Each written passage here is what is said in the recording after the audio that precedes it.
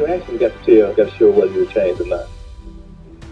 My exception part show that I'm trying to make a change. All we had to do is put our program together, follow our program.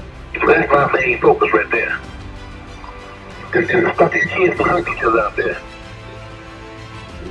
Well, I've been working over the past 2 years to try to redirect the energies of my immediate organization. I was one of the principal components in forging the United Peace Organization, designed to stop kids from killing each other. I consider Larry Hoover a living legend because the legendary things he done. I witnessed the character traits he had, which helped him organize people to transform their communities for the better. This is the most secretive prison in America. No one is allowed inside. Famously been called a cleaner version of hell. It is as isolated as the prisoners who call it home. The prison, called ADX Florence, is a tomb for the living.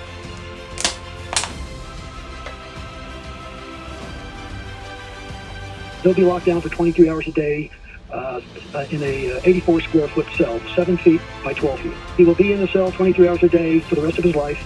He will not have access to other inmates. If he does go out, it's his choice for the 1 hour. It'll be in a caged-in area. You basically walk around in circles, get a little daylight. Let's be frank, it's designed so he can't even see the mountains. I sincerely hope someone with the right tools reads this and is able to correct this injustice. Why is there such an urgency now to get Larry Hoover pardoned? Everybody asks, why Larry Hoover? Why not Larry Hoover? Let us raise those questions. Let us have those conversations. Let us reveal those documents.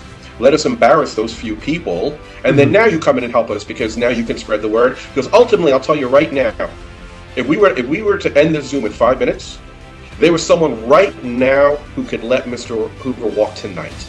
As Larry starts progressing, as you get older, you get wiser. Larry is an old fella, 70-some years old. He's not a danger to society, like they say. Allegedly stated that he did drugs behind the wall, making $100 million a year behind the wall. That's a lot of money, $100, $200 million a year. You know, they pay these press people to put that up on. People can believe that. I call it an injustice because it was entrapment, and they had no legal standpoint to record our conversation. They violated our rights and invaded our privacy. They've been monitoring every one of his conversations in an effort to bring more charges against him.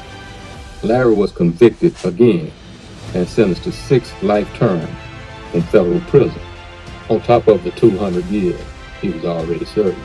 But they don't want him to do that so they can get a lot of more people getting killed and shot and all these gang violence because they know what he brings to the table. I know what they're doing. I see the mistakes. I've made the mistakes. I'm in a position to maybe correct them before they make the same mistakes I made. Now, Larry also has the leadership to go out there and tell all these individuals, hey, stop the gun violence, let's put our weapons down.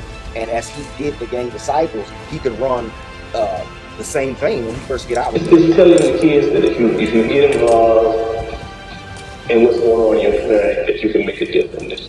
I want people to understand that the Larry Hoover speaking out today is a different person than the Larry Hoover accused in those past state and federal indictments. That being said, I do take responsibility for my wrongdoing and will not try to explain away or justify any of it. I was lost in an enduring pattern of criminality those many years ago.